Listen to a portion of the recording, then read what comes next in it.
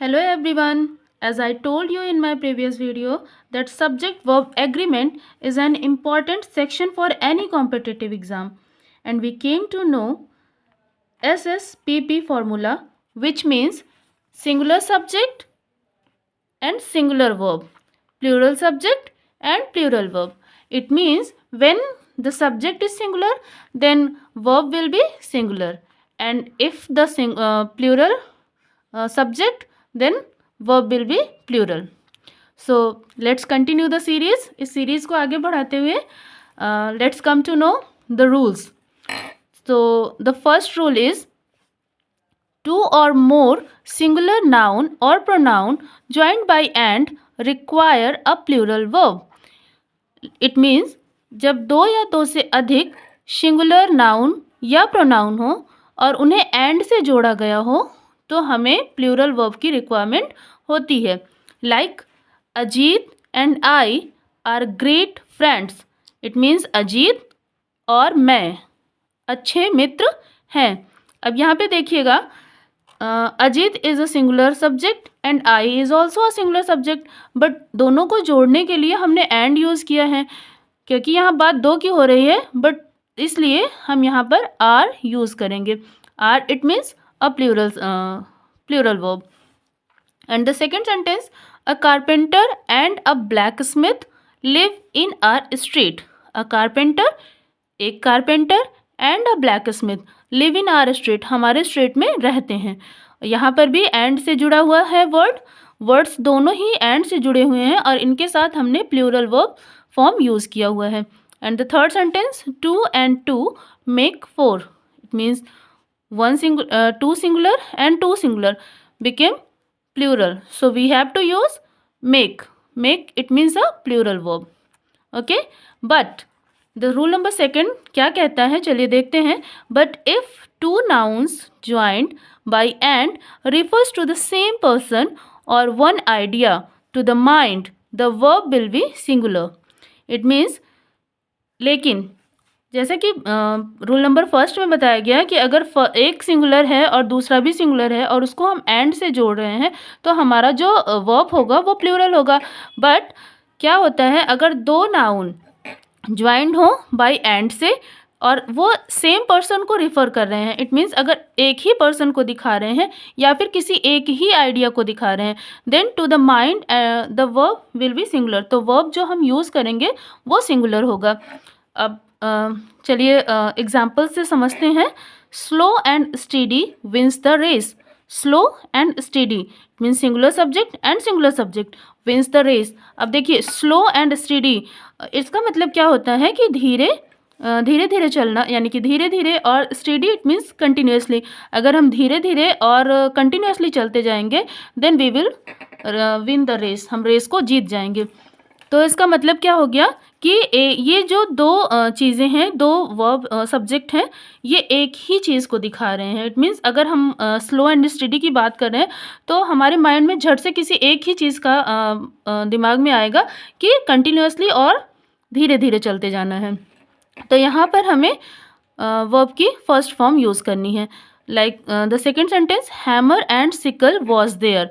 Hammer and sickle both are the instrument, दोनों ही instrument हैं. हैमर और सिकल, वॉज देयर वहाँ पर था. और यहाँ पर भी देखिए दोनों ही इंस्ट्रूमेंट हैं तो दो, बट जुड़े हुए एक हैं, तो एक ही आइडिया को ये कंस्ट्रक्ट कर रहे हैं. मतलब माइंड में अचानक से हमारे माइंड में एक ही आइडिया आ रहा है. That's why we have to use was. It means singular subject, singular verb.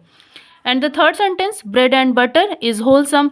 It means bread और बटर दोनों ही पौष्टिक होते हैं, बट यहाँ पे दो का सेंस नहीं आ रहा है, यहाँ पे एक ही का सेंस आ रहा है. Bread and butter is wholesome, it means bread और बटर जो कि एक साथ ही हैं वो होलसम, इट मीन्स न्यूट्रिशियस हैं.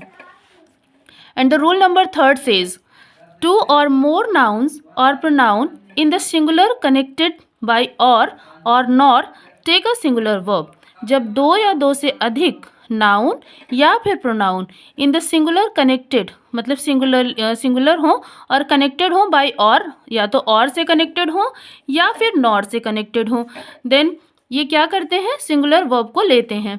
जैसे कि ईदर द कैट और the dog has been here. या तो कैट या फिर डॉग यहाँ पर हैं। ठीक है, तो इसका मतलब क्या हुआ, या तो कैट की बात हो रही है या फिर डॉग की बात हो रही है। इट मीन्स हम किसी एक की ही बात कर रहे हैं, इसलिए हमें यहाँ पर हैज़ यूज़ करना है जो कि सिंगुलर सब्जेक्ट होता है। और इसी तरह से हमारा जो दूसरा सेंटेंस है, neither Tom nor Hari is ready, ना तो टॉम और ना ही हरी तैयार है। इट मीन्स यहाँ पर भी देखिए टॉम की बात हो रही है और हरी की बात हो रही है, जो कि सिंगल ही है। इसके लिए हमें यहाँ पर इज़ यूज़ करना है, जो कि यह एक सिंगुलर वर्ब है। Okay, now come to the next rule number 4। But when one of the subject joined by or nor is plural, the verb must be plural and the plural subject should be placed nearest the verb. लेकिन जब subject one of the subject यानी कि कोई भी एक subject join हो bye और अथवा नॉर से ज्वाइन हो, यानी कि नॉर या फिर नॉर से और अथवा नॉर से ज्वाइन हो, is plural, the verb must be plural. तो जब एक जो आपका वर्ब है, वो सब्जेक्ट है, वो सिंगुलर है, बट द सेकेंड सब्जेक्ट अगर आपका प्लूरल है, then it will take plural form of the verb. ठीक है, the verb must be plural and the plural subject should be placed nearest the verb. और जो एक कंडीशन और होती है, जो कंडीशन है वो कंडीशन ये है कि प्लूरल जो सब्जेक्ट होगा वो वर्ब के नियरेस्ट ही अटैच्ड होगा, लिखा हुआ होगा। लाइक चलिए एग्जाम्पल से समझते हैं। First example is neither you nor I am hair, ना तो तुम और ना ही मैं यहाँ हूँ।